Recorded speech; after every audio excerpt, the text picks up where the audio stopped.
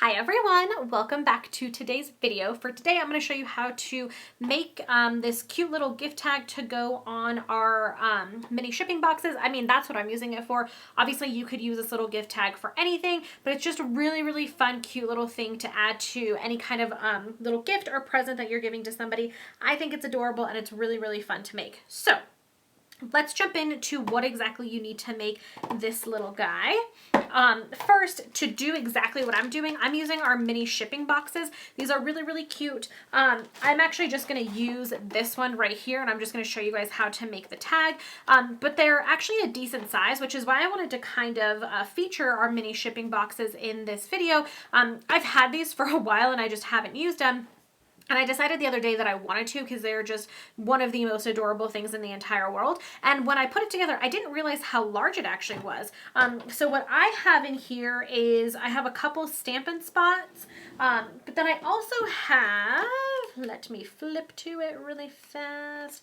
I also have the small bloom punch from the Celebration catalog. So it actually fits perfectly in here. You could probably fit a couple of that size of punch in this little box. So that's just something to think about. If you want some kind of gift box to give to somebody that's for a little bit of a larger item, so like our little clear treat boxes, you couldn't put that in there. Pizza boxes, you probably couldn't put that in there. This is a really nice size box because it's a little bit larger. Like this is compared to just a stamps pad. Like you could probably, so our regular stamp pads, I tried, you couldn't put one of those in there, but you could probably put Stays On or Versamark in here also and give somebody some stamp pads if you wanted to also. So that may be something that I do soon. I'm going to have some friends over soon to do like a little craft day. So maybe I actually might do that. I might get like some jet black and some Versamark and put a couple stamp pads in here with this cute little tag for them as just like a nice sweet little gift. So like I said, I have the small bloom punch in there, as well as some Stampin' spots. And then I just made my own kind of filler stuff. So I did that in one of my 12 Days of Christmas videos. All I do is I cut strips of Designer Series paper and then crinkle them up and throw them in there as little filler. So it works really, really well. I'm not gonna go into all of that for this video. I'm just gonna show you guys how to create this little tag. But I just wanted to mention that because I do really, really like this size box, and I'm kind of upset that I haven't started playing with it earlier because I think you can do a ton of really fun things with this. So anyway, that was a lot of rambling. Let's jump into actually creating this for today. So first and foremost, the other thing that I wanted to talk about, so I kind of designed this tag around this ribbon here. So I'm obviously not using the ribbon for the actual tag itself. I just used it to tie around the box, which again, I'm not really going to show you guys just because it's pretty self-explanatory on how to tie that. But I did want to mention this is the Bermuda Bay mini stitched ribbon. And the main reason I wanted to note that is, again, because I kind of coordinated all of this around this ribbon because I really wanted to use this ribbon. It's really pretty. We also have it in a couple other colors. We have purple, which I think that is Gorgeous Grape is the purple color for that one. And I think there's a third color that I don't have. But it's really, really nice ribbon. It's really easy to work with also. So to actually create the tag, like I said, we're going to be using the You Always Deliver stamp set. We're going to be using these little boxes and then one of the sentiments. So I think they're just absolutely adorable. And I really, really like this set. You can do a ton of different things with it. And it's just a really kind of fun and playful set. So if you don't have this one, it's definitely a good one to pick up. It's in the annual catalog. So I think people probably aren't talking much about it now. But it's actually a really, really nice one. I'm happy that I have that one on hand. As far as ink, like I mentioned, we're going to be using Stays On, and then we're going to be using some Stampin' Right markers. So the three colors that I have here, I have Coastal Cabana, Flirty Flamingo, and I believe this is Highland Heather. So Coastal Cabana and Flirty Flamingo are part of our Brights collection, and then Highland Heather is part of our Subtles. We do have Gorgeous Grape, that's part of the Brights, so if you just wanted to pick up the Brights Stampin' Right markers because they come in a pack per color collection, you could do that. I just thought that it was a little too dark, so I wanted to use Highland Heather, and that's why I chose that one, but that would require you to also purchase the Subtles collection, which, I mean, if you don't have them, you should probably just get them, right? But if you didn't want to splurge on two and you only wanted to get one, you could just do the Brights because that has Gorgeous Grape in it. The other two colors that I have, these are totally optional. I just think that they make it look a little bit cuter. So I'm using Crumb Cake and then just my basic black marker, and I'll show you how I use those, obviously. I'm going to be using the Scalloped Tag Topper Punch, which I absolutely love this. If you do not have this, you need to get it. It is so easy to create a tag. It's seriously the easiest thing ever. I love this guy, and you should, it's like a staple. You should absolutely have this if you don't already. And then for paper, ooh, I just realized my desk was a little messy. So we're just going to be using regular Whisper White. You could use thicker cardstock. I find that regular Whisper White works perfectly, especially with the punch here. The way that the punch is designed, it works really nicely. I'm not worried about the paper ripping or anything. It actually works really, really well. So I'm just using regular old Whisper White. This is cut at 2 inches by 3.5. And then I just have another little scrap here. That's just going to be large enough to do one of these stamps here. So you just, again, literally a scrap is all you need. So let's go ahead and jump into it.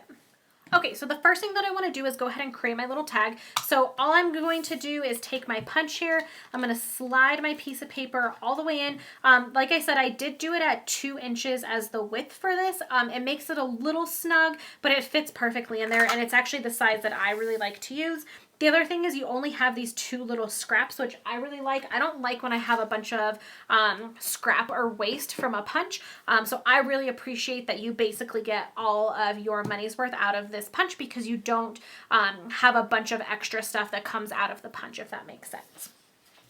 So that's just to create our tag. And the reason I do that is because we want to, as we start stamping, we're going to want to get a little bit of placement on there. So I just like to know what my final tag is going to look like so I can place my stamps the way that I want to. So now it's time to stamp.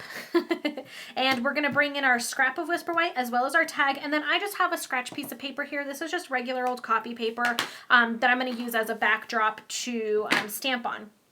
So again, I'm going to take my jet black ink and I'm going to use the sentiment from the set that says Get Excited. There are actually quite a few of these in here. Like, I love this thank you for your order. If you have customers and stuff, I think I might try to create a card with that sometime here soon for my customer orders. You Always Deliver would be a cute one for like at work, giving somebody a present of like, hey, just appreciation. Sending you birthday wishes from far away is always cute. Your order is here. I mean, there are just some super cute little sentiments here. So I really, really like this set. But like I said, I'm going to be using the one that says Get Excited, just because I feel like if I were to get this adorable little box and tag, I would be super excited. So I'm going to stamp this pretty close to the bottom. I'll bring in the sample here so you guys can kind of see it. I didn't stamp it all the way at the bottom because I wanted to do a little bit of extra stamping underneath it. So just something to be, to keep in mind of your placement wherever you want to put it. I'm going to do it towards the bottom, but I'm just going to go up just a slight bit and stamp it there. The thing to keep in mind is that you are going to then be putting something on top here in this space. So you don't want to do it all the way up or you're going to run out of room. So the first thing that you definitely want to do is your sentiment, because you want to know, again, where that placement is. Now we're going to take this cute little stamp that has the 3 boxes stacked up, and I'm going to ink this bad boy up. Now on my scratch piece of paper here, I'm just going to ink that up. And then I'm going to set this off to the side. I want to do this one first just because I want the ink to set and not smear when we go to color it. So I'm just going to do that and set that off to the side. Now I'm going to put my finger in the ink and then I'm going to just go ahead and stamp all over my little tag here. Again, if you've seen any of my videos previously of like creating your own designer series paper and that kind of stuff, this is basically that same technique where you just kind of stamp all over until you get something that you like. It's literally one of my favorite things to do. I love to just take stamps.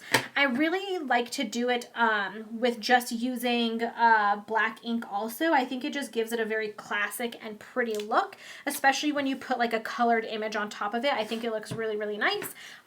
So I was really, really happy with the way that this turned out. I didn't give myself a ton of space to stamp here, so that's a little close, but I'm not going to be too worried about it. And then I am going to make sure I do some stamping underneath my greeting, just so it looks like a nice cohesive piece and not that like my greeting is just kind of floating out here in midair. And I almost just dropped that. That would have been no bueno. Perfect. now that is all the stamping that we are doing. Close that up. I can move that out of the way. Perfect. So there is our little tag. Super, super simple. I'm going to move this off to the side and just let that chill. And now we are going to focus on our little item here. So first thing I'm going to do is take my 3 color markers. You can do this however you want. I feel like that's in the camera view and I'm not sure, so I keep pushing it back. You can do this however you want. I'm going to do pink on the bottom, blue in the middle, and purple on the top. But I mean, again, use whatever colors you want to. Do it however you want. I'm not going to do this in a super precise manner. I'm just getting the color in here. If there are some white spots, I'm not overly concerned about it, because it is kind of one of those more fun, free-flowing kind of cards.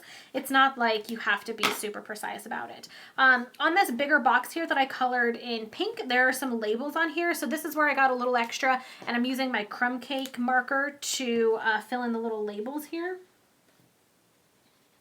Just like that. You don't have to. I just thought it was a nice, cute little touch. And then I'm going to take the blue and do blue for the bigger box. Just like that. Again, whoa, I'm filling in markers all over the place. Super easy, nothing too crazy or technical. And I think this marker is running low. So, but that's going to be good enough. Just like that. So super cute. You could stop here if you want to. The only thing that I want to do is add some accents to this blue package here.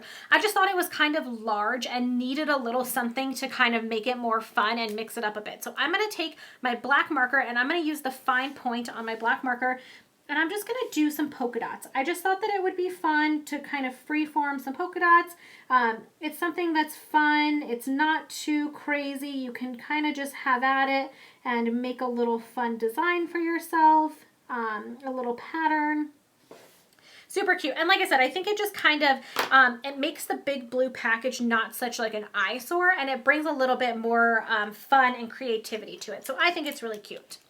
Now I'm going to fussy cut this package, or this stack of packages, really. I am not one that likes fussy cutting in any way, shape, or form. If I have a die or a punch that I can use, I will absolutely use that. With this one though, I figured, you know what, I'm going to give it a shot and see how it goes. And it's actually really easy because they are boxes, so most of the lines are straight. It's actually really easy to fussy cut, especially if you have our snips.